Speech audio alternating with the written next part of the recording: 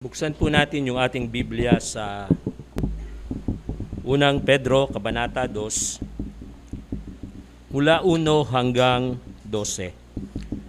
Sa Tagalog po, ito po yung pagkakasabi sa magandang balita. Unang Pedro, Kabanata 2, mga talatang 1 hanggang 12. Kaya nga talikuran na ninyo ang lahat ng kasamaan, ang lahat ng pandaraya, pagkukunwari, pagkakainggit at paninirang puri. Gaya ng sanggol, kayo'y manabik sa dalisay na gatas na espiritual upang lumago kayo sa pananampalataya hanggang makamtan ninyo ang ganap na kaligtasan. Sapagkat sinasabi sa kasulatan, naranasan na ninyo ang kabutihan ng Panginoon. Lumapit kayo sa Kanya. Siya ang batong buhay na tinakwil ng mga tao, ngunit pinili ng Diyos na mahalaga sa Kanyang paningin. Tulad ng mga batong buhay, maging bahagi kayo ng isang templong espiritual bilang mga paring itinalaga para sa Diyos at mag-alay sa Kanya. Mag-alay kayo sa Diyos ng mga handog na espiritual na kalugod-lugod sa Kanya alang-alang kay Jesucristo. Sapagkat sinasabi ng kasulatan, tingnan ninyo, nilagay ko sa Sion ang isang batong panulukan, pinili at mahalaga, hindi mapapaya ang sinumang sumampalataya sa Kanya. Kaya nga mahalaga siya sa inyong mga sumasampalataya sa Kanya. Ngunit sa mga walang pananampalataya, matutupad ang nasa kasulatan, ang batong itinakwil ng mga tagapagtayo ng bahay, ang siyang naging batong pundasyon. Ang batong katitisuran ng mga tao, batong ikadadapa nila, natisod sila sapagkat hindi sila sumunod sa salita ng Diyos, ganoon ang nakatakda para sa kanila. Ngunit kayo ay isang laying pinili, grupo ng maharlikang pari, isang bansang nakalaan sa Diyos, bayang pag-aari ng Diyos, upang magpahayag ng mga kahangahangang ginawa niya. Siya ang tumawag sa inyo mula sa kadiliman patungo sa Kanyang kahangahangang kaliwanagan. Kaya nga, kayo'y hindi bayan ng Diyos noon, ngunit ngayon kayo'y bayang hinirang niya. Noon, pinagkaitan kayo ng habag, ngunit ngayo'y tinatanggap na ninyo ang Kanyang habag. Mga minamahal, nakikiusap ako sa inyo bilang mga dayuhan at pansamantalang naninirahan lamang sa daigdig na ito. Talikuran na ninyo ang masamang hilig ng katawan na naghimagsik laban sa inyong kaluluwa. Mamuhay kayo ng maayos sa gitna ng mga hintil upang kahit na pinaparatangan nila kayo ng masama, kapag nakikita nila ang inyong mabubuting gawa, ay magpupuri sila sa Diyos sa araw ng Kanyang paghukom. Tayo manalangin. Panginoon, salamat po sa iyo sa oras na to na ipapahayag muli ang iyong salita na lubos na mapagpala noon pa man.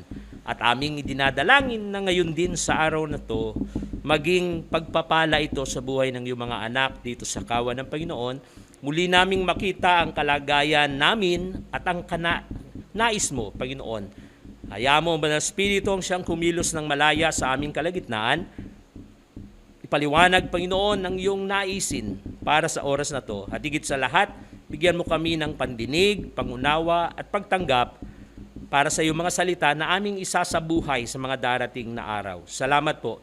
Inaangkin namin ang katagumpayan ng iyong salita. Sa tulong ng Espiritu Santo, kami po'y nagpapakumbaba sa pangalan ng aming Panginoong Yesus. Amen. Tayo po'y makaupo. Ang sulat ni Pedro ay nagtataglay ng isang katuruan patungkol sa dating pamumuhay at ngayon, ano na ngayon ang ating pamumuhay. Pinapakita natin kung sino ba si Apostol Pedro. Si Pedro ay kilala natin na nabuhay bilang apostol, nabuhay na hindi perpekto. Katunayan, isa nga siya sa mga nagkaproblema sa mga apostol. Bagamat maraming pagkakataon, siya yung pinakamatapang, siya yung pinakamatatag, siya yung pinaka-agresibo pagdating sa pananalig sa Diyos. Pero dumating ang panahon na na yung kanyang pananampalataya ay bumigay din at itinakwil niya ang Panginoon. Pinagkanulo niya ang Panginoon ay tinatwa.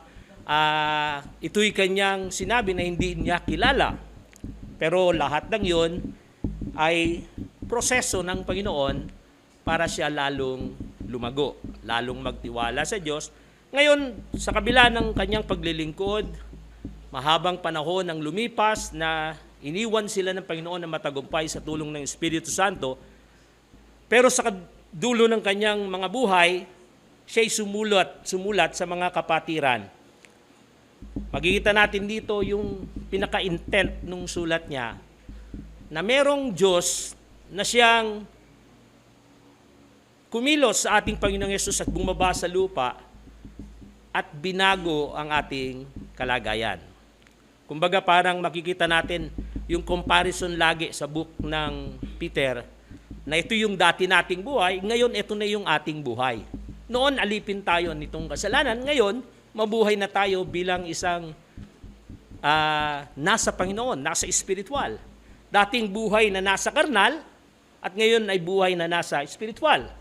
Laging ganun yung comparison. Parang naglalagay siya ng linya sa gitna. Ito yung dati nating buhay at ito naman yung bago nating buhay.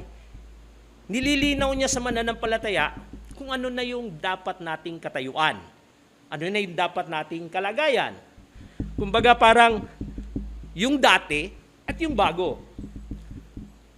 Sinasabi niya, sa lahat ng nandun na sa bagong pananampalataya, sa lahat ng nakipagkaisa na sa Panginoon, sa lahat na kabilang na dun sa tipanan ng Panginoon, ito na yung buhay na inaasahan sa iyo ng Diyos. Parang ganun yung kabuuan ng unang Pedro. Pagkatapos tinalakay niya at iba't ibang problema ng bayan, ng lipunan, ng gobyerno, patungkol sa mga kapatiran, patungkol sa kasalanan, pero pinapakita niya, ito yung stand ng isang Kristiyano.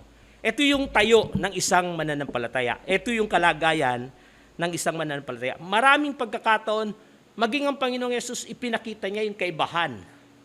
Makikita natin yung comparison ng liwanag at comparison ng kadiliman. Maging kay Apostol Pablo, pinapakita niya, ito yung kadiliman na dati nating umaalipin sa atin. Ito naman yung kaliwanagan na dahilan ng Panginoon para sa atin. Kaya sa bagay na to,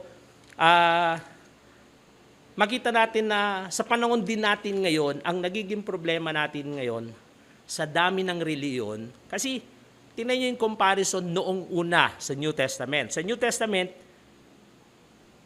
iisa lang ang Bible believer.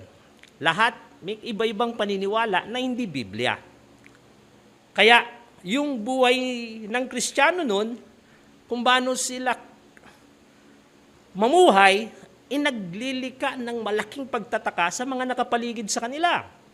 Halimbawa, sa mga Roma, ito yung impluensya ng Greek mythology na ang pananaw nila na ang Diyos ay nasa lahat ng dako at bawat ibang sitwasyon merong Diyos. May Diyos ng kalikasan, may Diyos ng anihan, may Diyos ng dagat, may Diyos ng... Pero biglang pinapakilala ng Israel, nitong Kristiyano, na merong Diyos na siyang nag-iisa at pinadala si Jesus na siyang anak ng Diyos na siyang nagdala ng kaligtasan. Kakaiba yung kwento. Kakaibang kwento. Walang Diyos na namatay at naging talunan sa tao. Lahat ng Diyos ay ginapi ang tao. Katunayan, may mga kwento ang Greek mythology na parang kahit gusto mo magbago, wala kang magagawa. Kasi merong Diyos na naging paborito niya, itong isang taong to, pero dahil nagselos yung asawa ng Diyos na yun, galit na galit naman siya sa taong ito. Kaya ginagawa, pinapahirapan niya itong taong ito, yung isa namang Diyos, pinagpapala yung taong ito. Makita mo, masalimuot, magulo. Kumbaga, iba-iba yung kanilang paniniwala. Tapos pumasok tayo sa Judaism. Na sa Judaism, ang kanilang naitanim sa kanila, merong Diyos na nagpapala pag ikay sumusunod. Kaya sa kanila, pag mahirap ka, hindi ka karapat dapat sa Diyos. Sinumpa ka ng Diyos. Pag makasalanan ka, dapat hiwalayan ka. Yung Judaism, sa kanila, sila lang ang maliligtas, kaya bawal silang makipag-usap sa mga hindi nila kaparehas. Biglang dumating ang kakristyanismo at sa pamagitan ni Apostol Pablo, makita natin binuksan ng Diyos ang kaligtasan sa lahat. Kaya nung nagsusulat si Pedro dito, hindi Hudyo ang kausap niya dito, kundi buong iglesia. Nakasama ang mga Gentile. Na maging si Pablo nagka-problema dyan sa Galatia chapter 2, di ba? Nakita niya yung problema sa basta parting Galatia na makita natin na mismo siya, nag-struggle siya dun sa katuruan ng Israel na dapat huwag kang makikisama sa mga hintil. Pero ngayon, nang gumawa siya ng kasulatan na pangaral sa kabuuan ng iglesia patungkol dito. Una, makikita natin ay yung mamuhay na may karunungan. Napakalaga na ang pamumuhay bilang isang mananampalataya na nakipagtipanan sa Panginoon, merong karunungan. Kasi paano mong masasabing merong karunungan, anong bang kaibahan ng knowledge at ng wisdom? Pag pinagkumpara mo, halos similar sila, pero ang kaibahan nila, yung knowledge, alam mo lang. Alam mo lang. Pag-uusapan yung bagay na yun, marami kang mababanggit. Pag-uusapan yung bagay na yun, marami kang pwedeng sabihin at itanong at idagdag. Pero yung knowledge ay yung lahat ng alam mo, yung mga bagay na alam mo, na naipapamuhay mo. Yun yung wisdom. Kaya mo siyang gamitin para sa ikakabuti. Lagi kong inalimbawa dyan, yung knowledge about water. Diba binabanggit sa kapag wala kang ibang sakit na pinagbabawalan ka uminom ng maraming tubig, ang lagi natin sinasabi, 8 glasses of water every day. Di ba? A day. Dapat umiinom ka ng 8 glasses. Tanong natin, sinong naniniwala doon? Ay, narinig ko na yan, Pastor. Alam ko na yan, Pastor. Ang tanong, sinong nagbibilang nung iniinom niyan tubig araw-araw? Di ba? Sino yung nagbibilang, ay dapat umiinom ako ng 8 glasses a day, araw-araw. Kasi yun yung alam kong tama. Maaring alam natin, pero hindi natin sinasagawa, hindi pa siya wisdom. Ganon din yung mga bagay patungkol sa Diyos. Kaya sinasabi kong mamuhay ayon sa may karunungan, yung nasa loob ng tipanan. Kasi hindi porket naroon ka sa tipanan, tama yung ating ginagawa. Kagaya nga yung binanggit ko kanina, tayo'y nasa mundo na naging alipin ng kadiliman, ng kasalanan, pagkatapos dumating ang Panginoon, hinango tayo sa kadiliman, at binigyan tayo ng bagong kalagayan, bagong mundo, bagong katauhan. Pero hindi niya naman tayo inalis sa mundo na siyang naroon yung sistema ng kasamaan.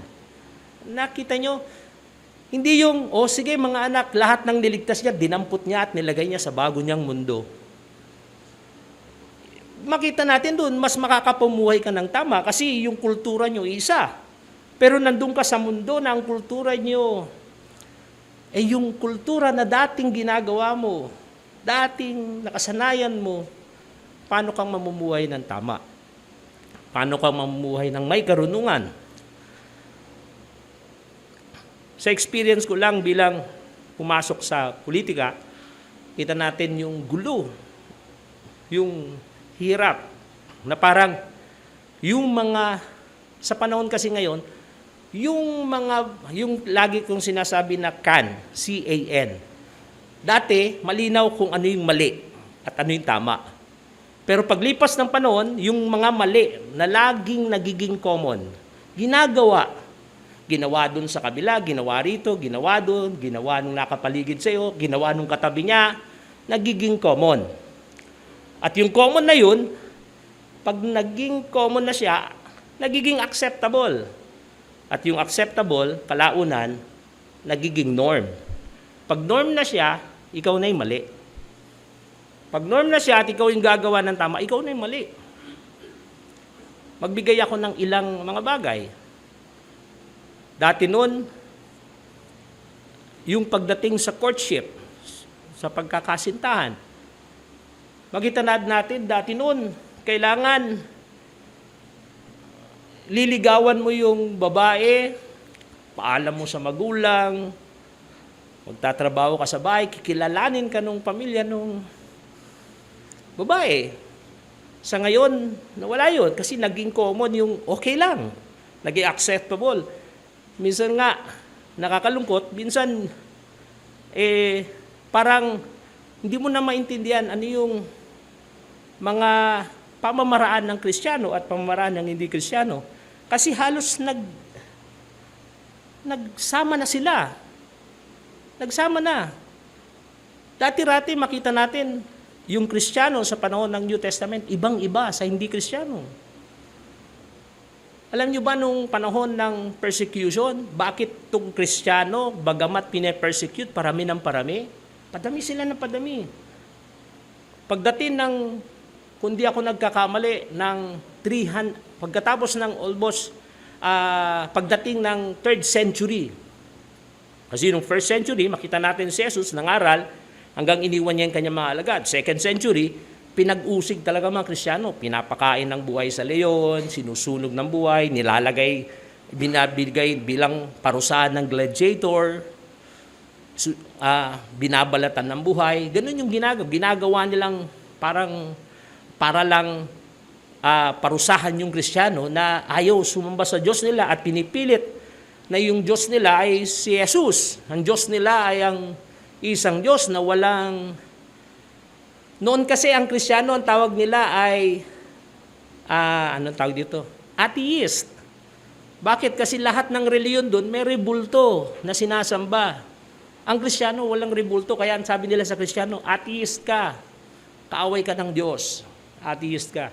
Idinidiin nung panahon ng 2nd century na ang Kristiyano ay walang Diyos. Pagkatapos, sama mo pa yung mga nabasang kasulatan ni Jesus. Kasi nung gumawa na ng gospel at binabasa na yun ng mga tao, nabasa nila yung sabi ni Jesus na na kailangan kainin mo yung kanyang katawan at inumin yung kanyang dugo. Kumalat yun sa Roma na ang Kristiyano ay cannibal. Ang kakristyanuhan ay cannibals. Kasi dahil doon sa katuruan na yun. Tapos, ang Kristiyano hindi nagpapalaga sa pamilya kasi sabi ni Jesus, ang magmahal ng higit sa kanyang mga ama at ina, ng higit sa akin, hindi karapat-dapat sa akin. Ang magmahal ng kanyang mga anak, maging sa kanyang sarili, nang higit kaysa sa akin, hindi karapat-dapat sa akin. Kaya parang hindi pro-family. Kaya lahat ng butas nakikita nila para sabihin ang kakristyanuhan ay dapat tanggalin. Kaya naranasan nila hanggang 300 AD. Pero pagdating ng 3 century, alam nyo, pagdating ng 3 century, kalahati ng population, Kristiyano na. Tanong bakit? Kaya yun nga yung controversial nung panahon na pa-decline yung ni Constantine, yung nanay niya na convert na, yung nanay niya ang namilit sa kanya, i-adapt mo na ang pagiging Kristiyano kasi pag pwedeng mawala sa iyo ang trono. Kaya, yun sa Edict of Milan, kita natin, diniklara niya, pag ako'y nanalo sa labanang ito, i-accept ko ang pagiging Kristiyano. At nakita niya, kaya nagkaroon ng mixture ng Christianity at ng Romans panahon ng 325 AD. Pagkatapos niyang manalo, nakakita raw siya ng liwanag na parang cross. At dahil doon, sabi niya, inadapt niya yung Christianity. Marami naman siyang ginawa na nakatulong sa kakristyanuhan. Pero ang punto, makita natin ang kakristyanuhan kahit na pinaparatangan, yung sinabi dito kanina, kahit anong iparatang sa iyo, pag nakita nila yung pamumuhay mo, mapapatunayan nila na ikay totoo. Mapapapurihan nila yung Diyos na pinaglilingkuran mo. Kaya marami ang manonood dun sa stadium kasi may papatayin na Kristiyano, pero pag uwi nila, halos dinadagukan yung puso nila. Bakit ganun? Ba't hindi lumaban? Ba't nagpupuri pa siya sa Diyos niya? Ngayong pinabayaan naman siya. Takang-takas sila na umuwi at yung takot nila, yung kanilang pagtataka, ang siyang nagtulak sa kanila para saliksikin yung aral ng kakristyanuhan hanggang kalaunan, naging Kristiyano rin sila. Kaya yun yung buong kasaysayan. Kaya dito sumusulat si Pablo sa mga Kristiyanong nandun sa panahon na yun, na pinipilit niya, sinasabi, ito na yung mundo nyo. Hindi na ito yung mundo nyo. Meron na kayong ibang mundo na ginagalawan na inilaan ng Diyos para sa inyo. Kung dumaranas man kayo ng hindi pagtanggap ng mga nakapaligid sa inyo kasi hindi nila yan mundo, pabayaan nyo lang. Nasa tama kayong direksyon. Nasa tama kayong linya ng buhay. Sa ngayon, alam nyo, napakahirap na. Bakit? Kasi sa ngayon, para i-please mo yung taong nakapaligid sa iyo, gagawin mo yung mga bagay na siyang hindi naman dapat ginagawa ng isang Kristiyano. Napakahirap na. Yan ang unang question sa akin nung tumakbo ko ng politika. Ganito yan, makakatanggi ka ba? Katunayan, itinutulak nila akong maging kapitan kaysa kagawad. Kasi magla-last term kapitan namin. Kaya lang, pinag-pray ko yun. Kasi wala naman plano sa akin sa politika eh. Pero dahil dun sa pangangailangan sa bayan, makatulong sa bayan, kaya ako nakapasok politika.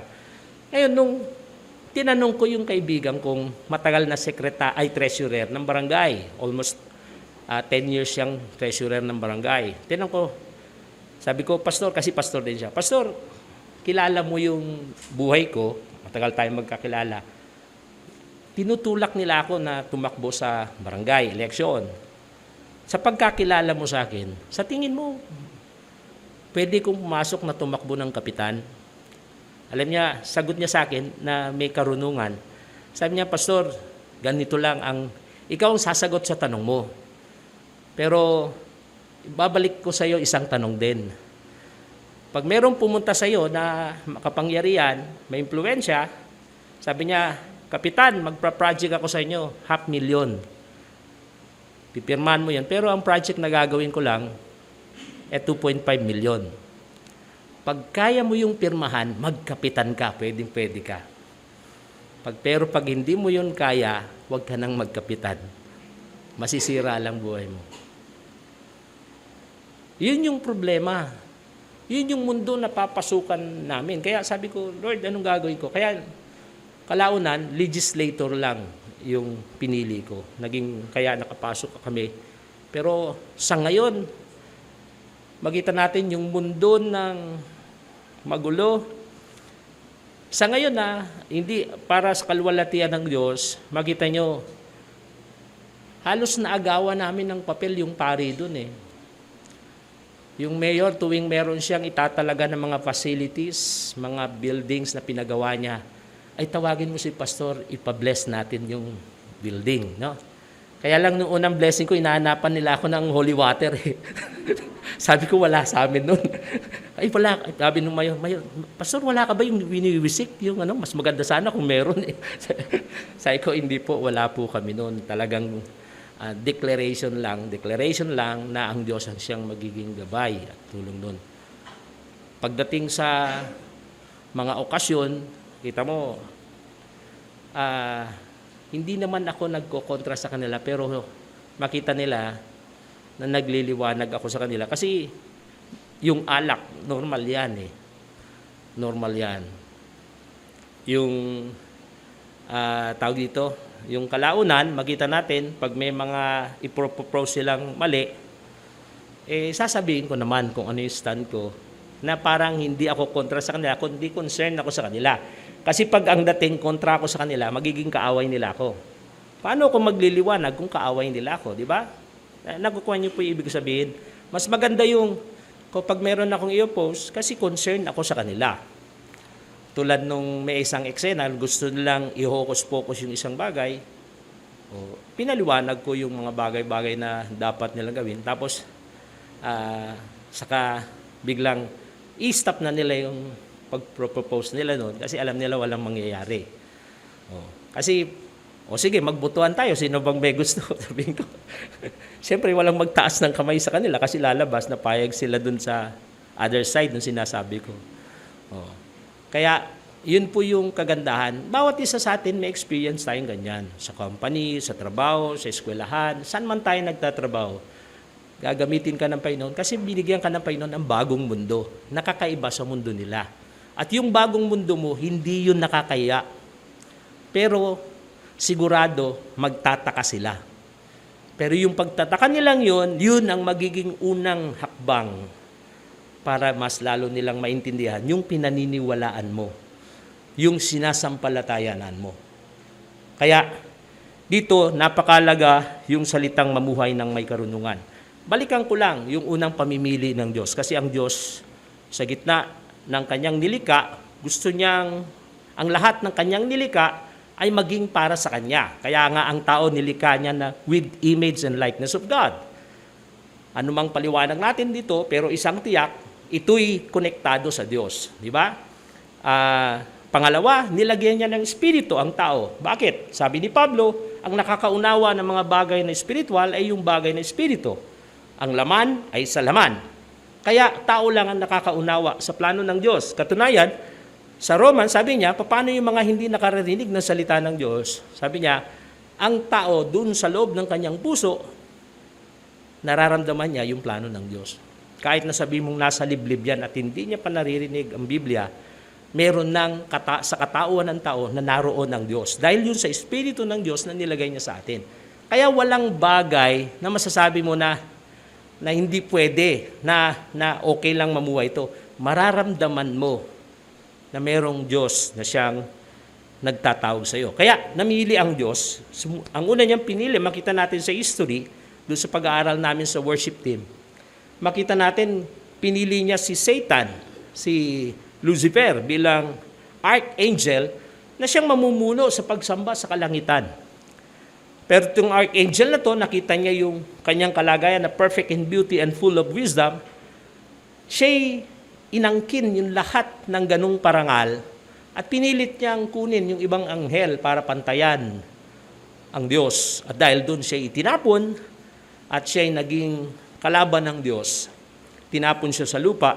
Kaya sa pangyayari, makita natin, pinili naman ng Diyos ang tao na maging para sa Kanya, pero kalaunan ng tao ay nagkasala rin sapagkat sumunod siya doon sa payo nung si Satanas kaysa sa kagustuhan ng Diyos at siya ay nagkasala.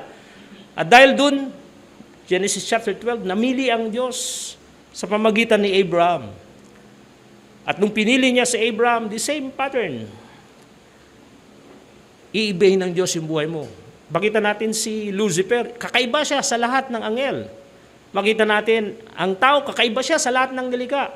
Nung pinili niya si Abraham, ginawa niya rin kakaiba sa lahat ng mga naroon. Kaya makita natin, iwanan mo yung pamilya mo, iwanan mo yung lugar mo, may ibibigay akong lugar sa iyo. Tapos mula nun, iba yung Diyos na pinakilala ni Abraham, iba yung pamaraan ng buhay ni Abraham. Kaya sumikat sila bilang mga bayan na theocracy, na ang Diyos ang gumagabay. Pagkatapos nun, makita natin, nagkasala ang Israel sa Exodus chapter 32, 33. Nung sumamba sila sa golden calf. At dahil dun, namili uli ang Diyos. Nakita niya yung bayan ng Levites nung nanawagan si Moses. Sabi ni Moses, yung lahat ng sa akin ay pumunta dito. At ginawa ang Levites ang unang pumunta. At dahil doon, inutusan ng Diyos, ay ni Moses yung tao, yung lahat ng kamag-anak nyo na hindi pumunta, patayin nyo. At dahil ginawa nila yon, sabi ng Diyos, mula ngayon, kayo yung magiging bayan ko. Yung binasa natin kanina, binanggit uli yun sa Israel, sa Levites. Pagkatapos nun, inibanan niya yung mundo ng Levites. Dati kaparehas ang Levites ng pangkaraniwang tribe. Ngayon, ikaw, dahil ikay pag-aari na kita, magiging kakaiba na ang buhay mo. Hindi ka pwedeng magmana ng lupa. Ako ang mana mo. Hindi ka pwedeng magtrabaho sapagkat bubuhayin ka ng mga nakapaligid sa iyo. Ang trabaho mo lang ay sa templo. Ang buhay mo lang sa templo. Kaya noon, pag anak ka ng Levites, tapos mataas ang pangarap mo, sabi mo, paglaki ko, gusto ko maging doktor. Hindi na pwede yun. Kung nandun ka sa lahi ni Levites, pari ka balang araw, pag lalaki ka. Pag nandun ka sa lahi ni Moses, balang araw, mang-aawit ka. Hindi ka pwedeng maging pari. Kumbaga, nakadesenyo na yung buhay mo. Meron nang nagtalaga, meron nang nagdrawing ng buhay mo. At pagkatapos yung Levites palaunan naging routinary, sabi ni Isaiah, yung ginagawa ninyo hindi na nagbibigay kaluguran sa akin. Sabi ni Matthew 7, ang inyong bibig, ang inyong puso, ang inyong bibig nagbuburi sa akin pero yung puso ay malayo sa akin. Kaya't mula doon, dumating na yung plano ng Diyos na siyang magbibigay ng totoong pagkakaiba doon sa kanyang bayang pinili. Ayun ay ang Panginoong Yesus na siya'y bumaba sa lupa, ginawa yung lahat ng plano ng Diyos at binayaran yung lahat ng pagkakasala ng tao at ang sino mang manampalataya sa Panginoon ay magiging bayan ng Diyos. At yung bayan ng Diyos, ito na yung bagong kalagayan. Yung ginawa ni Jesus ang naging pattern. Yung buhay ni Jesus, yun yung naging pattern. Kaya, mamaya makita natin yung ilang bagay na binanggit doon. Kaya, dito, malinaw, isa-isahin ko sa may verse 1, sabi niya, ito yung dati niyong buhay. Ilinaw lang natin ng konti, no? Sabi niya sa verse 1, ito yung dati niyong buhay. Sabi, talikuran na ninyo yung dati niyong buhay. Pagdating sa verse 2, sabi niya, hindi mo lang basta talikuran yung dati mong buhay, dapat meron kang ipapamuhay. Di ba? Hindi pwedeng yung tatalikuran mo yung dati mong buhay, pero wala ka namang gagawin, sigurado hihilain ka uli noon. Nakuha nyo? Anumang bagay na umaalipin sa'yo, hindi mo pwedeng iwanan yan, malibang may ipapalit ka dyan. Kasi kung iwanan mo lang yan, at wala kang gagawin, matagal na 3 araw, babalik ka na naman dyan. Pero kung meron kang ipapalit, doon mo makakalimutan yan. At dito sabi niya, verse 2, ito ipapalit mo. Gaya ng sagol, malambig na kayo sa dalisay na gatas na espiritual upang lumago kayo sa pananampalataya hanggang makamtan ninyo yung ganap na kaligtasan. Okay, huwag tayong malita doon sa makamtan natin yung ganap na kaligtasan. Ang kaligtasan kasing plano ng Diyos ay patawarin tayo sa ating kasalanan, yung destination natin kapamakan ay pinalitan niya ng destinasyon ng gantimpala mula sa kalangitan. Pero kasama sa plano ng Diyos ng kaligtasan, yung buhay natin na alipin ng kasalanan, pinatid niya yung tali ng kasalanan upang mamuhay tayo ng tama. Yun yung proseso. Hindi pa yun ganap. Hanggang ngayon nagkakasala pa tayo.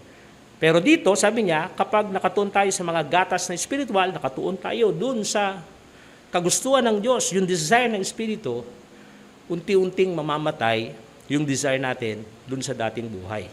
Alam niyo po, minsan ang tanong ko, ano bang kasi minsan sa Sunday school, ay exegesis tayo, online Bible study. Nagtuturo si Nathaniel, di ba?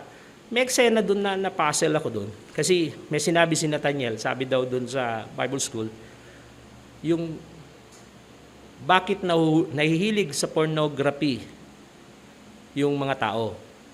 Bakit nahihilig sa pornography? Ang sagot kasi hindi pa nila nararanasan ang pag-ibig ng Diyos. Hindi pa nila nararanasan. Kasi desire kasi yun. Desire. Lust. At yung desire na yun ay hindi matatanggal hanggat hindi mapalitan ng another desire. Ito yung desire patungkol sa Panginoon. Yung desire patungkol sa kagustuhan ng Diyos sa buhay mo. Pag yung mga temporal desire na siyang hindi naman nakakabigay ng kasiyahan. Minsan, tanong ko nga, halimbawa, wealth. Meron bang naging mayaman na satisfied dun sa kanyang kanyamanan? Hanggang ngayon, nagpapaligsahan yung mga mayayaman na dapat siya yung nasa number 1. Nung natanggal si Henry C., kasi hinati-hati ng kanyang mga anak, yung kanyang kayamanan, nag-aagawan na kung sino yung maging top 1 sa Pilipinas. Kaya panay ang invest nila, plano, kahit mayaman na sila, yaman ng payaman. Bakit? Walang binibigay na kasiyahan ng mundo. Lahat yan ay temporal. At lahat yan ay kulang. Kasi ang sinisigaw lagi ng flesh, I want now, I want more. Yan ang flesh. Isipin nyo, anumang desire na pinagkakaabalahan ng tao. Lagi mo sinasabi, now and more. Yun yung problem ng desire. Pero yung bigay na desire ng Panginoon, baliktad ng lahat ng yon. Ngayon, at hanggang sa katapusan, hanggang sa dulo ng mundo, hindi yan mawawala. At higit sa lahat, at dung oras na maranasan mo siya, kumpletuhan na ng buhay yun. Yun na yung kasapatan ng buhay. Kaya, nakita natin, yun yung pinakita niya sa verse 2, meron ng pagbabago, meron ng kaibahan. Pagdating sa verse 3, ipinakita niya dito yung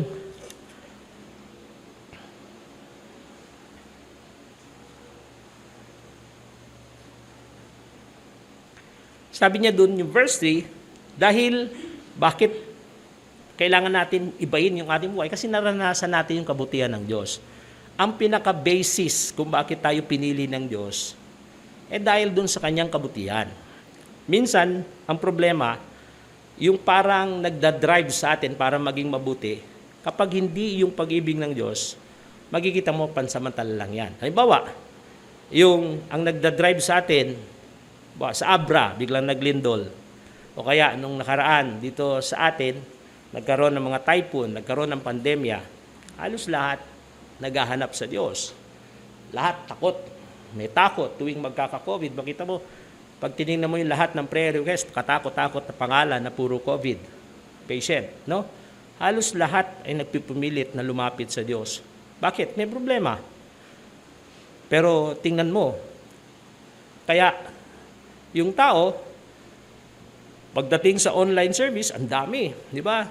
Pero ngayong open na yung Panambahan, minsan, ang hirap mong mahila na yung tao. Bakit? Wala na yung COVID eh. Kung tutusin dahil sa wala na yung COVID, meron ng worship, open na face-to-face na worship service. Pero bakit hindi naman ganun na nag-i-eager yung tao na tagal kong hindi sumamba, ngayon makakasamba na ako face-to-face. Yun yung problema, factor lang ng takot, kaya nagdi-desire tayo. Pero ang factor na nagda-drive sa atin ay yung dahil minahal ka ng Diyos, dahil naranasan mo yung pag-ibig ng Diyos, asahan nyo, hindi mo siya ipagpapalit kahit kanino. Yun yung magiging seryosong Kristiyano, dahil naranasan mo kung gaano siya katapat dun sa tipanan niya, dun sa kanyang pagiging Panginoon sa iyo. Parang nakakaya. Yung kwento ko nga minsan yung sa Bagong Silang, yung kapatid natin na nanay ni, yung namatay. Minsan pumunta kami doon, nagkwento siya sa akin, alam mo, Pastor, ay dinala niya pa muna ako doon sa namatay. Pastor, ipag-pray natin yung namatay. Hirap na hirap ako doon. Bakit? Kasi siya yung pinatay nung gang. Kasi may patayan doon, gang versus gang pinagsasaksak yun. Tapos nag-pray kami doon. Sabi ko, Lord, paano ko ipag-pray ito? Pero kita mo, pagpasok pa lang namin, andun na yung mga barkada niya, katakot-takot na tato, pagkatapos nag-uusap, paano gaganti. Sabi niya, Pastor, yung mga yan yung mga teritoryo nila tong lugar natin, kasama yung pwesto ng church natin. Talamak ang nakawan dito. Pero alam mo, Pastor, hindi nila nakawan ang church natin. Sabi niya, kasi minamahal ko yung mga yan. Pinapakain ko sila, lagi kong kinakamusta sila. Kaya nararamdaman nila yung pag-ibig ng Diyos sa kanila. Kaya ninanakawan nila lahat pero yung church natin hindi. Alam niyo yung minsan, subukan mong takutin. Subukan mong papapatayin ko kayo. Asa mo, susunod na araw, may ubos na yun. Nakita mo ba kung sinong kumuha? Hindi mo naman nakita di ba? Pero yung naramdaman, wag dyan. Di ba? Nagyayaya na, bukas, madaling pasukin yun. Biglang saan? Doon sa church na, wag dyan, mabait yun si kakaya. Nakita niyo yung nagda-drive sa kanya, paano wag at hindi at gusto. Malaking factor kapag alam niya na mahal mo siya. At yun yung sinabi niya sa verse 3 na ngayong naranasan niyo na yung pag-ibig ng Diyos, dapat lang na piliin niyo siya. Yun yung binabanggit ni Pedro na ngayong naramdaman niyo na kung gaano kalaki pagmamahal sa inyo ng Diyos. Pagdating sa may verse 4 hanggang verse 8, ito na papasok yung mga konsepto ng patungkol sa bagong kalagayan, yung bagong kalagayan natin. Sabi niya sa verse 4, lumapit kayo sa Kanya bilang batong buhay. Okay, ginamit si Jesus na parang batong buhay. Yun ang ilustrasyon sa Kanya ni Pablo. Siya yung batong buhay. Ano ba itong batong buhay na to? Itong batong buhay na to, sabi niya doon sa verse 4, itinakwil ng mga tao, rejected by man, pero chosen by God. Pagdating sa verse 5, kayo rin naman ay batong buhay. The same pattern. Pag susunod kayo doon sa mga talata, rejected by men but chosen by God. Tayo rin ay batong buhay. Kaya nga yung sabi ko, yung pattern ni Jesus Christ, yun na yung example natin para may masundan tayo. Ginawa muna ni Jesus yung mga dapat nating gawin, anong klaseng pakikipaglaban, paanong klaseng humarap sa mga taong matuwid, paanong klaseng humarap sa mga taong kaaway. Pinakita lahat ni Jesus yun. Kaya siya, sabi yung nabuhay si Jesus yun, siya yung batong buhay. Pero dahil sa Kanya, itinakwil siya ng tao kasi hindi yun yung sistema ng mundo. Sabi niya sa John, sabi niya, ay galit sa akin yung mundo. Bakit? Binisto ko sila eh. Yung paraan ng pamumuhay ko, hindi yun yung paraan ng pamumuhay nila. Bagkus, napapagkilala ng mundo, ng mga tao, na mali talaga sila dahil dun sa ginawa ni Jesus. At dahil dun, gagawin nila lahat ng pakikipaglaban sa akin. Kaya sabi niya sa kanya mga alagad, huwag kayong makontento. Kung ako na Panginoon nyo, ay ginawa nila sa akin to, gagawin din nila sa inyo ito.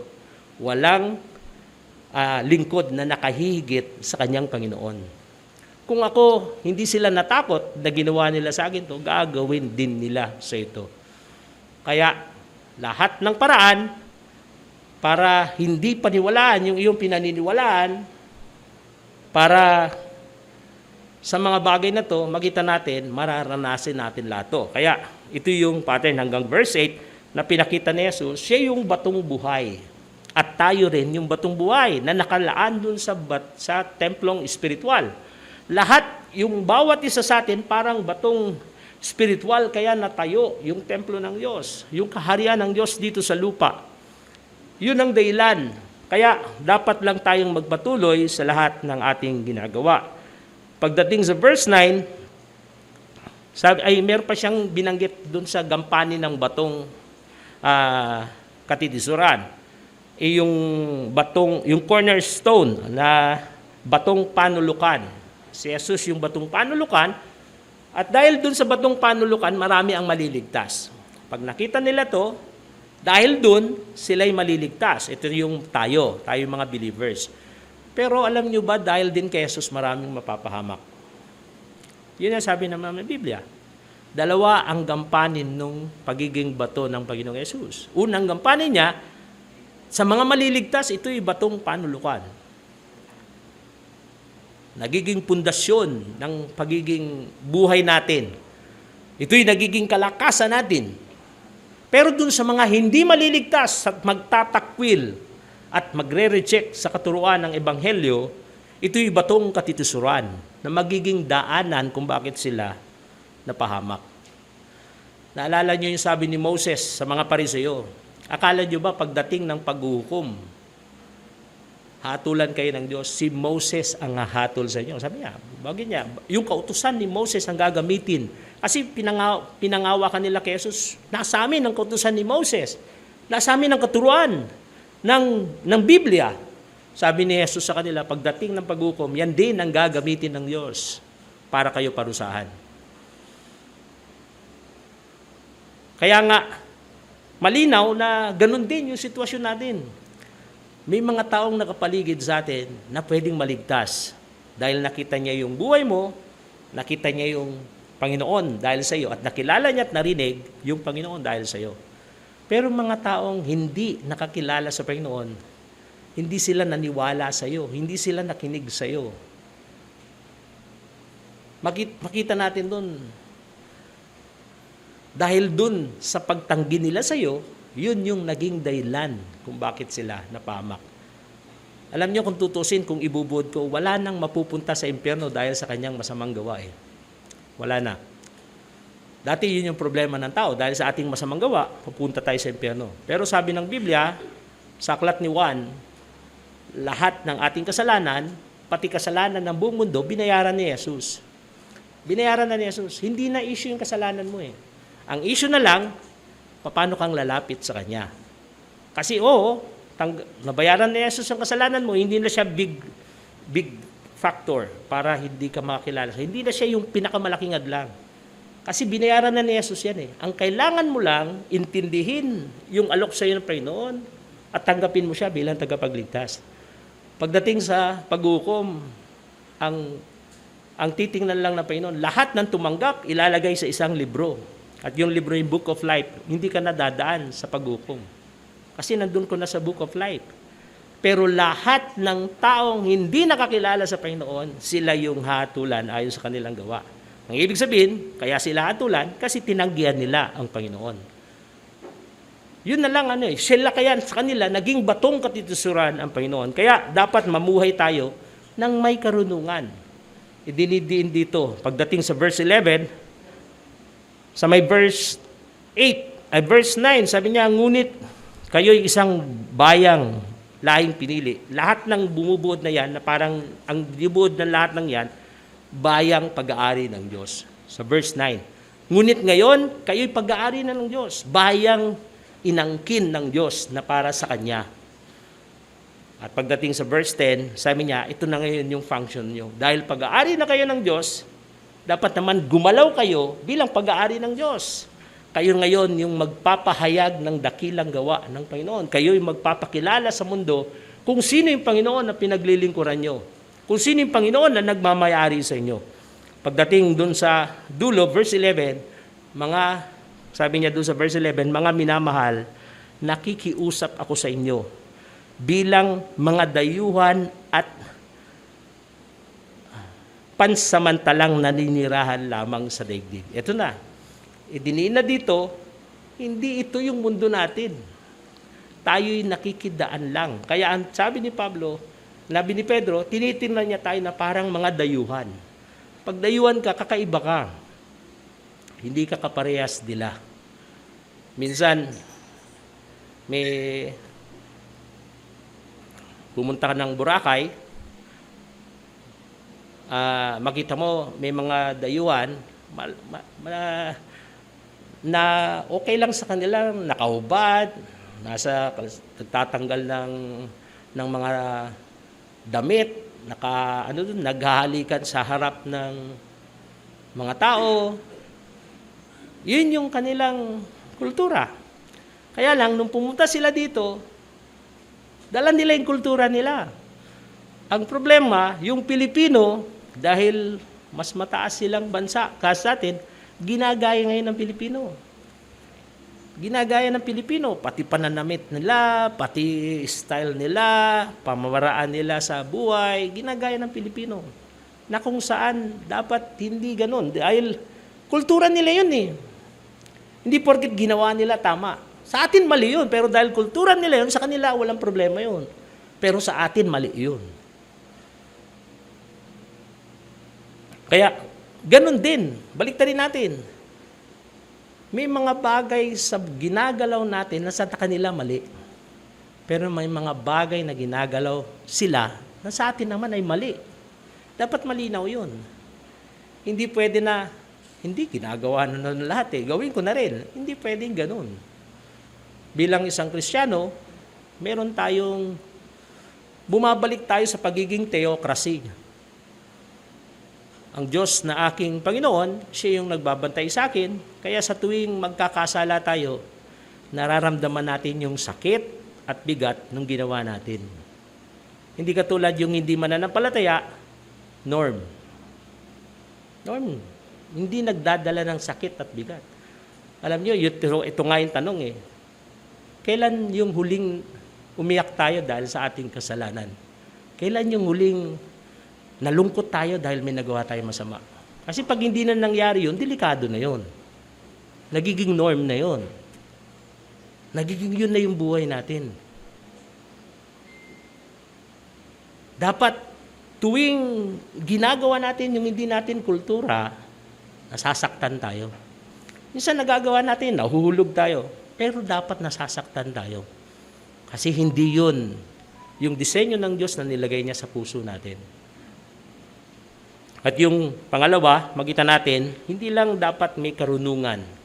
Pagdating sa pamumuhay, sa pakipagtipan sa Panginoon, hindi lang karunungan. Kailangan din gamitin sa paglilingkod ang lahat ng pagkakataon. Sabi niya doon sa verse 9, sabi niya, dahil pinili kayo ng Diyos, dahil nilagay kayo sa magandang kalagayan, ito na ngayon yung trabaho nyo. Ipahayag nyo naman kung gaano kabuti yung Diyos. Ipahayag nyo naman kung gaano kadakila ang Diyos. Kasi hindi pwede yung mundong magpahayag na magaling ang Diyos. Pero minsan nakakalungkot, minsan makikita mo sa Facebook, may mga nagpo-post kung gaano kabuti ang Diyos. Ilalike mo ngayon. Pero pag ni-research mo, ang nag-post nun, hindi Kristiyano. Na siyang baliktad. Dapat ikaw ang mag-post nun. Ikaw magpahayag nun. Kasi ikaw yung nakaranas ng pag-ibig ng Diyos. Ang lagi kong inalimbawa dyan, kung meron akong 1,000 sa bulsa, kaya ko bang magbigay ng 900 pesos dun sa kasama ko? Pwede. Kasi meron ako eh. Pero kung magbigay ng 1,000, pwede rin. Kahit walang matira sa akin, pero pwede kong magbigay. Pero bigyan ko siya ng 1,500, 1,000 lang nasa bulsa ko, imposible. Hindi mo magagawa yun. Hindi mo siya pwedeng bigyan ng 1,500 kasi wala ka nun. Di ba? Ngayon, ginagamit ko yung halimbawa yun sa gantong paraan. Hindi mo maipaparanas sa ibang tao na mabuti ang Diyos kung hindi mo naranasan. Hindi mo mapaparanas na mabait ang Diyos, na mabuti ang Diyos. Hindi magiging kulang yung pagkanta mo na siya'y pinaka-sentro ng buhay mo kung hindi mo siya naranasan. Magiging kulang. Kaya ito yung trabaho natin. Tayo na nakaranas kung gaano kabuti ang Diyos. Tayo yung magpahayag. Tayong magpakilala. Dati ginamit kong halimbawa yung advertisement sa TV. Si Joanne, tinatanong ko tungkol doon sa advertisement kasi dati siya sa GMA, ABS-CBN. Inaayos niya yung ng patalastas. At nalaman ko sa kanya na pinakamahal yung nasa Itbulaga at saka Showtime. Pero ngayon Itbulaga na lang, no? Pinakamahal, sobrang mahal ng advertisement. Sabi ko, ba't nakapila yung mga tao doon? Ba't doon kailangan siya magpatalastas? Ba't ang mura naman doon sa ibang oras at ibang channel? Kasi yun yung pinanonood ng tao. Yun yung pinakamaraming nanonood. Kaya doon sa oras na yun, pinakamahal, tsaka pinakamahirap pumila. Ngayon, gamitin ko yung example na yun. Ang Diyos gusto niyang ipahayag sa tao kung gaano siya kabuti. Ang Diyos gusto niyang ipakilala sa tao, sa mga kaibigan mo na nakapaligid sa iyo, gusto ng Diyos ipakilala siya na siya ay mabuti na dapat siyang tanggapin. Ang tanong, gagamitin niya ba yung buhay mo para ibigay niya yung pagkakataon na ikaw magpakilala sa tao? Minsan alam nyo na napapaya ako kasi meron akong kapitbahay, biglang nalaman ko na lang Kristiyano, pero hindi ko pa siya na-sharean. Merong ibang taong nag-share sa kanya.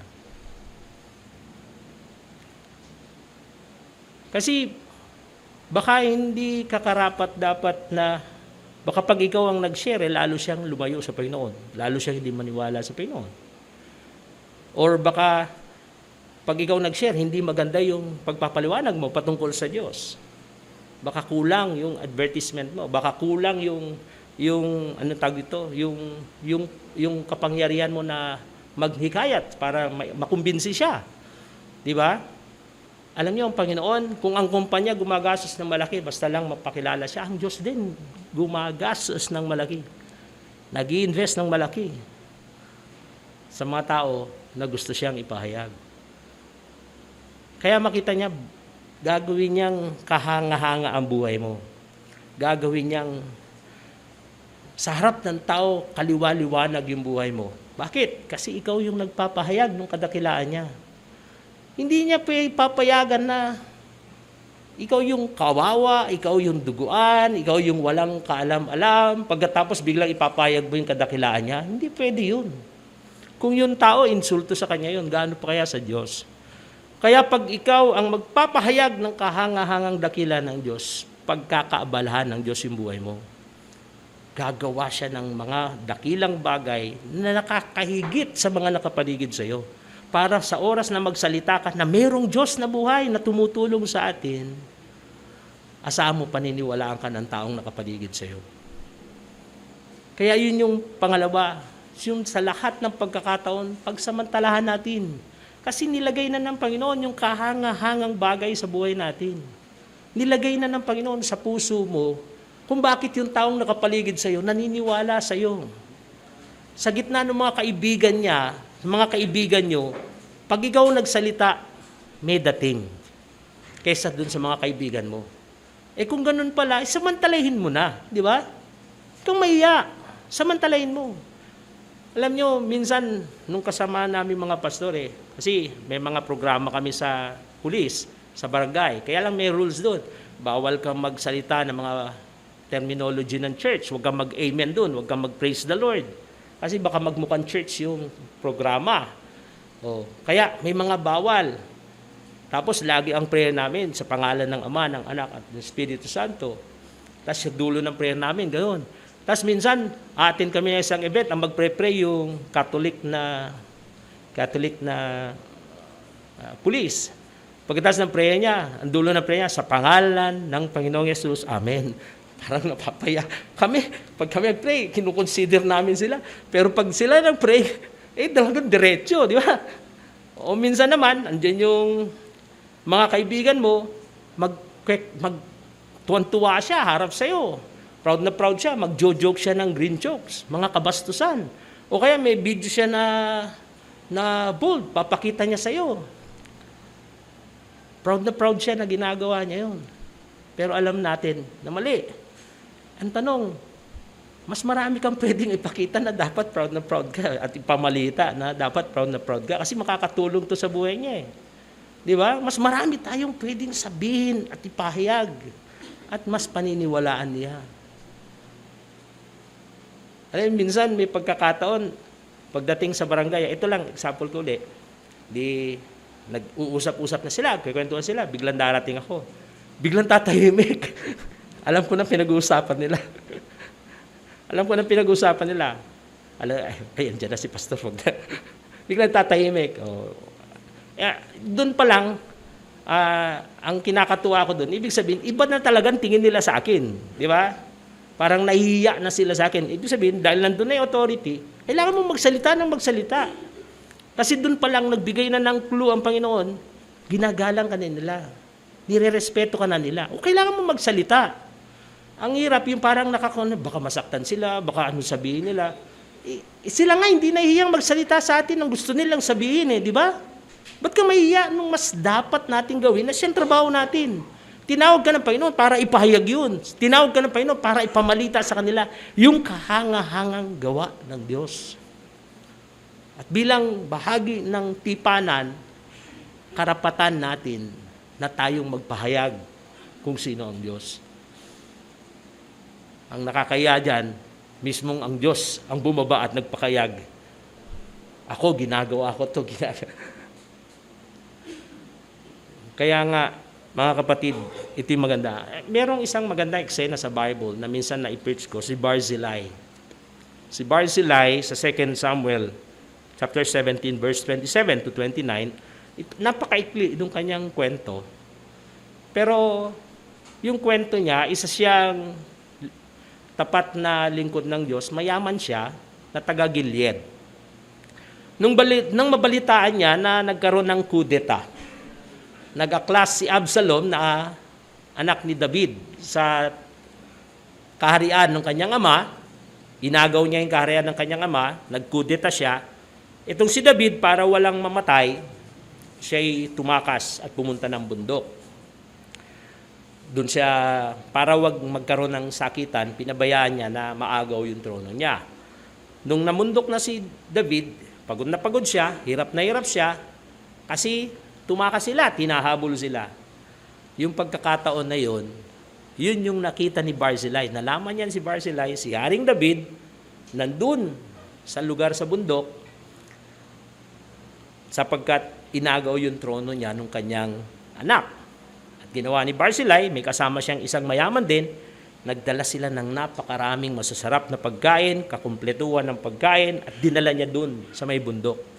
Ibig sabihin, ibinigay niya yung serbisyo para kay David nung panahon na kailangan ni David. Kung yung lahat ng ginawa niyang paglilingkod, dinala niya sa templo nung nakasalukuyang hari si David, alam niyo, baliwala yun.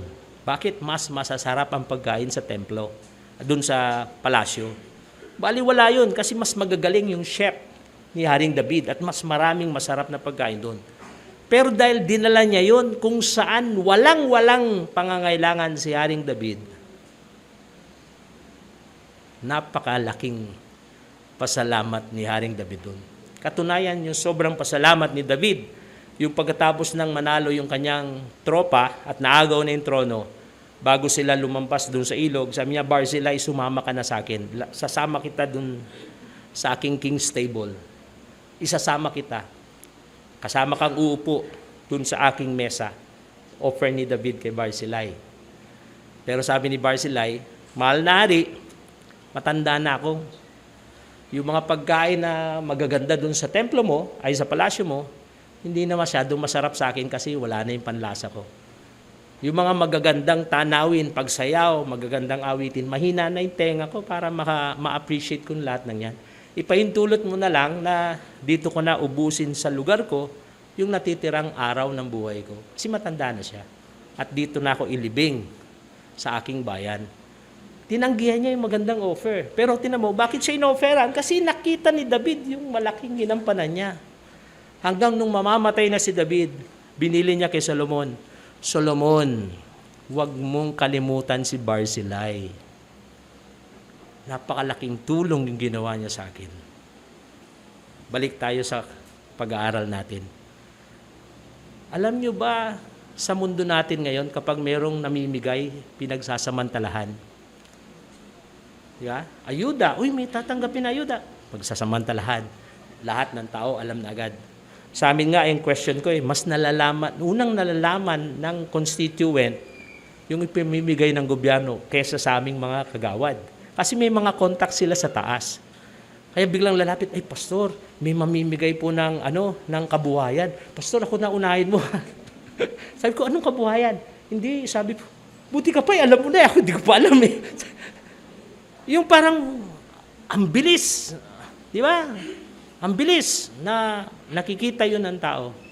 Pero alam nyo, sa ating Kristiyano, baliktad. Pag nalaman mong merong sakit, ay, may sakit, ay, tara, punta natin. Dadala ka ng pagkain. Ay, sister, musta ka, may sakit ka pala. Pag-pray kita, hayaan mo, buong congregation pray sa'yo. Yan. Yun yung klase ng pananamatala ng Kristiyano. Pag alam mong walang-wala, teka, hindi ito makakatanggi. Puntahan mo, nangangailangan, bisitahin mo, pag-pray mo. Alam mo, tatanawin niya ng malaking utang na loob. Doon niya mararanasan na mahal siya ng Diyos. Isipin niyo, kadalasan sa atin, yun ang paraan kaya tayo naging Kristiyano. May ginamit ang Diyos sa buhay mo. May pinadala ang Diyos na siyang nagtanim sa iyo at kalaunan, tinanggap mo ang Panginoon kasi meron kang ebidensya na totoo ang Diyos. Kadalasan sa atin, ganun ang sitwasyon. At yun yung sinasabi natin na maging mapagsamantala tayo. Huwag natin hayaan na lumilipas yung araw. Pag nakita mo yung isang tao, may pangailangan, pag-pray mo, patanggapin mo sa Panginoon, balang araw, makita mo, gagamitin siya ng Panginoon. Ang kahanga-hanga pa nga, mas marami siyang gagawin balang araw kaysa sa iyo. Kaya, yun yung napakalaga. Katulad ni Barzillai, kahit na hari yan, hindi niya, nakita niya yung pagkakataon na nangailangan yan, yun yung pinagsamantalahan niya. Maraming pagkakataon, pinagsasamantalahan natin yung mayaman, no? Birthday niya, magdala kang cake. Pero yung cake mo, papakain niya lang sa mga tauhan niya, di ba?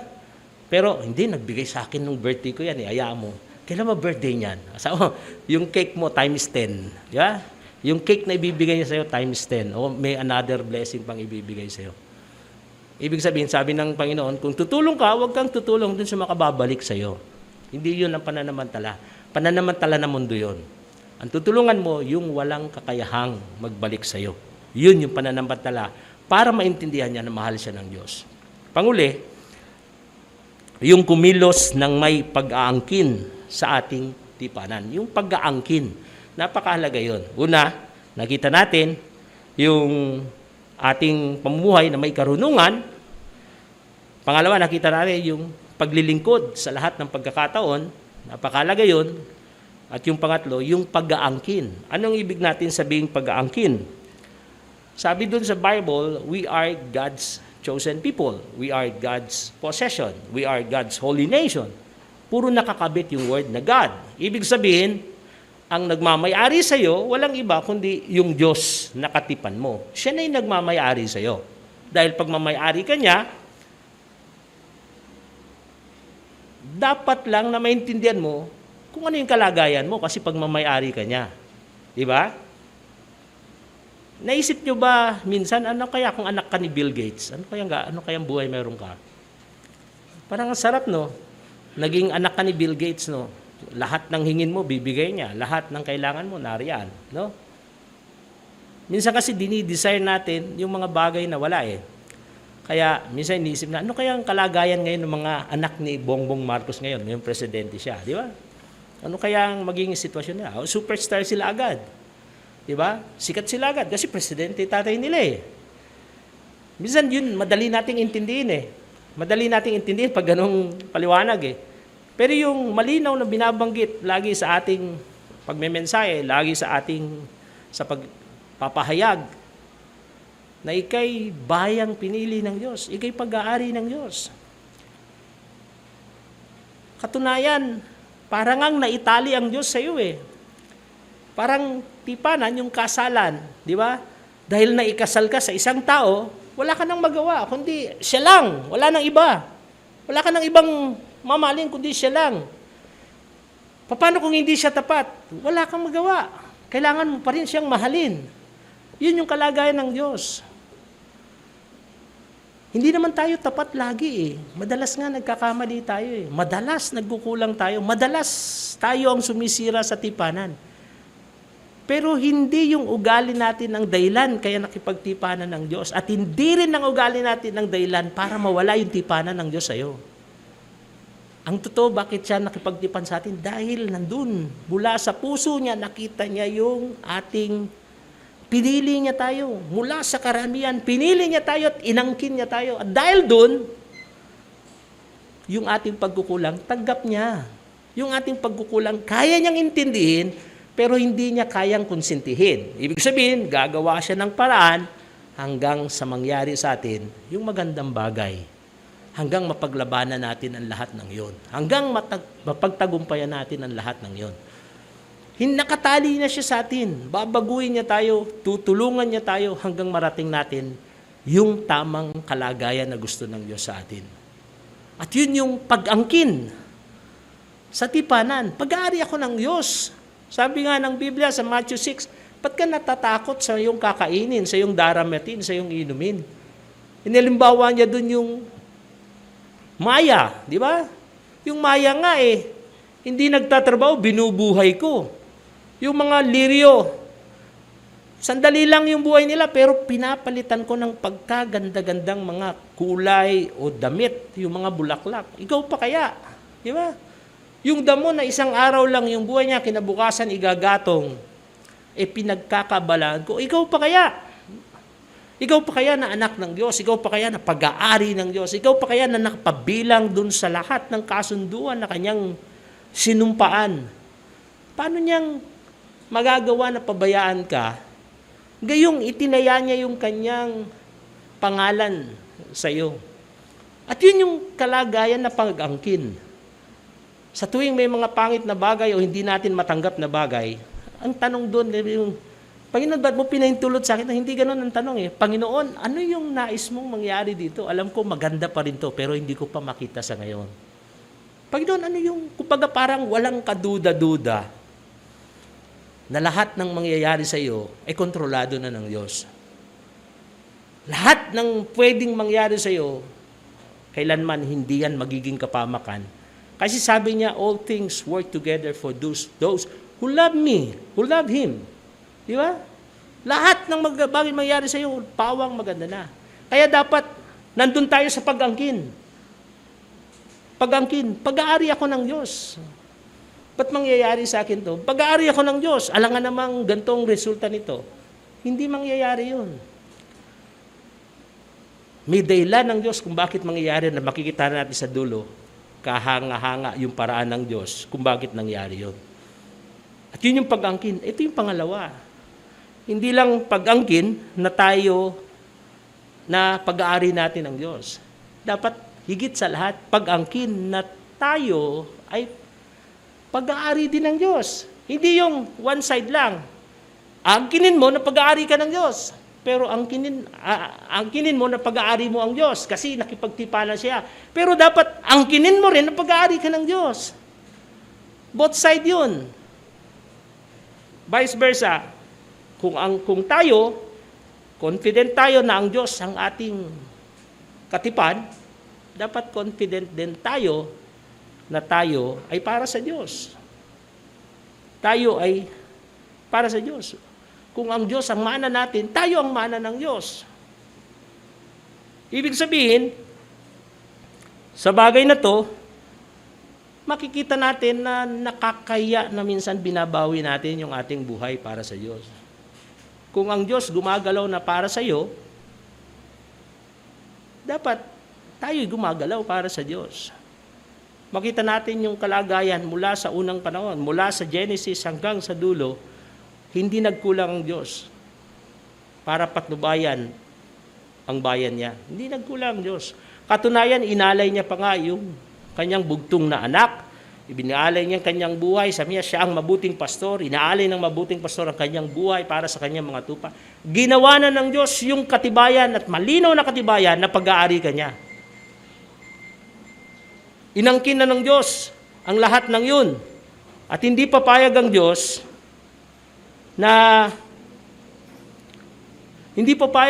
na mawala ka sa Kanya eh. Pero, baliktarin natin. Dapat hindi ka rin papayag na mawala sa iyo ang Diyos. Unfair. Ang covenant, laging dalawa yan. Mayroon kang gagawin at meron siyang gagawin. Di ba? Meron kang pakinabang at meron siyang pakinabang. Meron kang angkinin at meron siyang angkinin. Hindi one side. Alam niyo sa mundo, sa pag-aaral namin sa iba-ibang reliyon, one side ang doktrina nila. One side ang doktrina nila. Ang Diyos, sabi ko nga minsan pag nagpapayag ako sa non-Christian, kasi pag non-Christian, bihira akong nagbabanggit ng mga verse, pinaparaphrase ko lang yung verse. Kasi mainip sila pag maraming verse eh. Kaya minsan hinahanap ko doon sa mas literal na maintindihan nila. Halimbawa, sabi ko sa kanila, ang Diyos natin, minsan, ang tingin natin, nagbigay ako ng ilang bagay. Una, ay ambulansya. Bakit ambulansya? Kasi tinatawag mo lang siya pag kailangan mo ng emergency, in case of emergency. Di ba? Pwede ka bang tumawag ng ambulansya? Sir, pwede pong makipag-penpal? Sir, pwede makipagkwentuhan? Basta po yung mga, hindi pwede yun. Di ba? Kaya ka tumawag ng ambulansya, kasi nangangailangan ka ng tulong, merong mga nanganganib.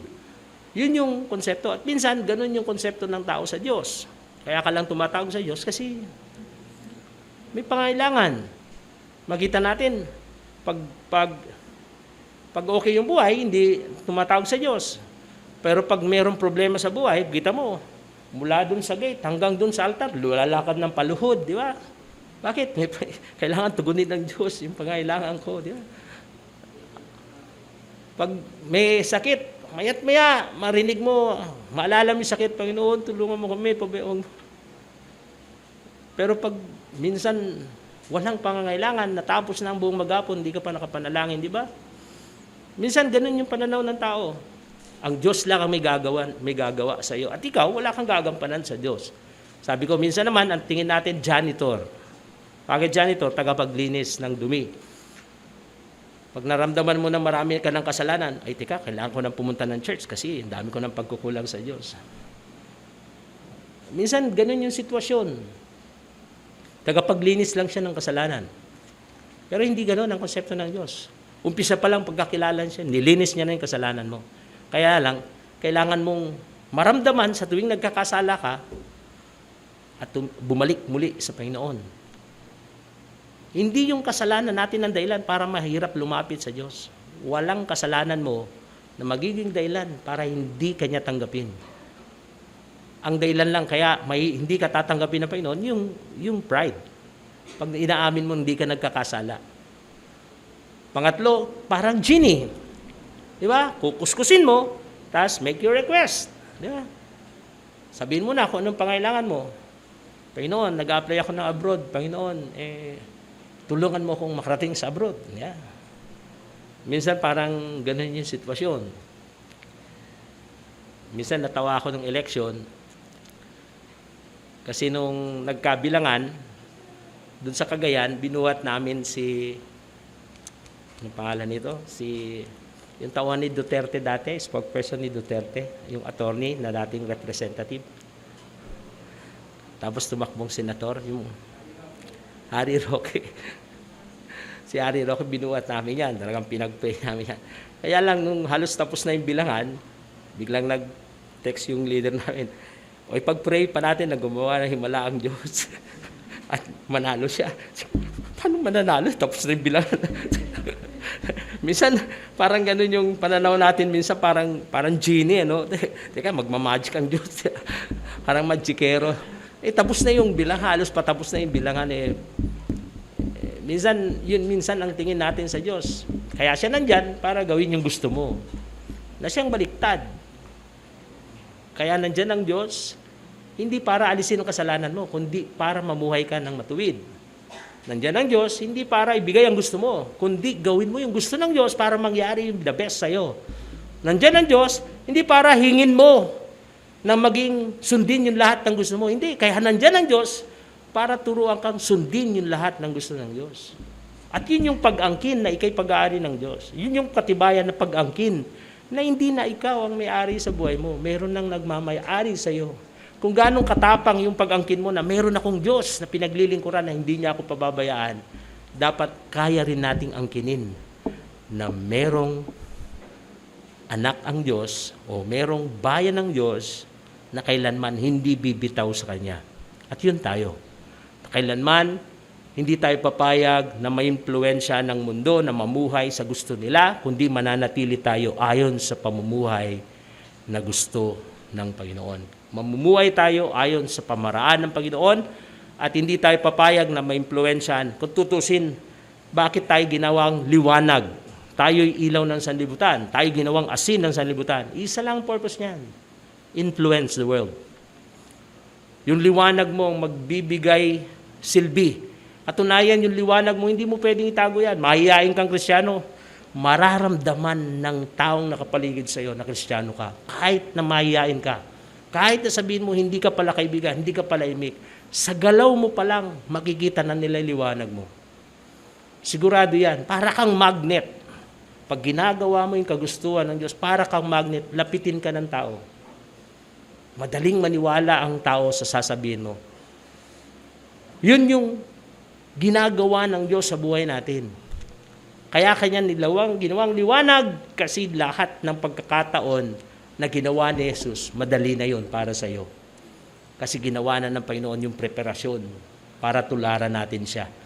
Kaya, ang kulang lang kung paano tayo magsiseryoso na Panginoon, gusto kong mabuhay para sa iyo. Panginoon, gusto kong gawin ang lahat ng bagay para sa iyo. Yun lang ang kulang. Yun lang gagawin. Kaya, lahat ng sakripisyo, pagkalimot sa sarili, pagbigay ng kanyang buhay, ginawa na ng Diyos. Meron akong isang inatinan na seminar, Korean seminar. Ang title ng seminar is Acts 29. Pero pag tiningnan nyo yung Bible nyo, Acts 28 lang. Di ba? Tanong ko, bakit kaya Acts 29? Saan kaya kumuha to? Yung pala ipapaliwanag niya, nung mawala si Jesus, ano ngayon ang ginawa ng Banal na Espiritu sa mga alagad kung paano kumalat ang salita ng Diyos. At yun yung Acts, Book of Acts. Pero yung Acts 29, pagkatapos maintindihan yung ginawa ni Jesus, paano mo makitang yung ginawa ng Espiritu Santo para pagalawin yung kanyang mga alagad, yung Acts 29, ano naman yung gagawin mo para ipagpatuloy yung lahat na sinimulan ng Diyos? Ano naman yung gagawin mo ngayon? Kasi bawat isa sa atin, hindi mo kailangan gayahin si Pablo na pumunta sa iba-ibang lugar. Maliban lang kung yun yung calling mo. Pero yung territory mo, kung nasaan yung mga kaibigan mo, nasaan yung mga kamag-anak mo, nasaan yung mga kakilala mo, yun pa lang ang territory mo. Huwag kang maghanap ng iba. Yun ang territory mo para gawin yung plano ng Diyos para sa iyo. Yung pagkatawag ng Diyos para sa iyo.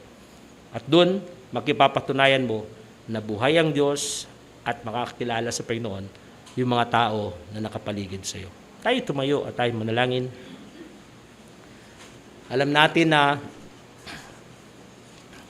ang sabi niya, tayo ay yung kanyang bayang pinili, bayang inihiwalay ng Diyos. Tayo'y niloob, sinadya niyang ibahin yung pamaraan ng ating buhay. Sinadya niyang maging kapansin-pansin yung buhay natin kasi gagamitin niya tayo para sa Panginoon. Gagamitin niya tayo para sa plano ng Diyos. At yun yung ating panalangin ngayon na kung paano inaangkin natin ng Diyos, angkinin din natin ang ating sarili na para sa Diyos. Aming Panginoon, kami po'y nagpapasalamat sa iyo. Salamat sa lahat ng kabutihan mo. Salamat, Panginoon, sapagkat sa kabila ng aming kahinaan, sa kabila ng aming kakulangan, Panginoon, tumayo ka sa kalagitnaan at sinabi mo, kami ay bayan mo. Salamat, Panginoon, sa tipa ng iyong nilatag para kami maging pag-aari mo. Salamat, Panginoon, sapagkat hindi mo kami tiningnan ayon sa aming kakayanan, kundi ito'y ayon sa iyong desisyon. Salamat sapagkat kami ay hamak at payak sa iyong harapan, subalit kami tumanggap ng lahat ng pagpapala galing sa iyo. Ipinakita mo yung kaibahan ng buhay namin sa mundo na ginagalawan namin.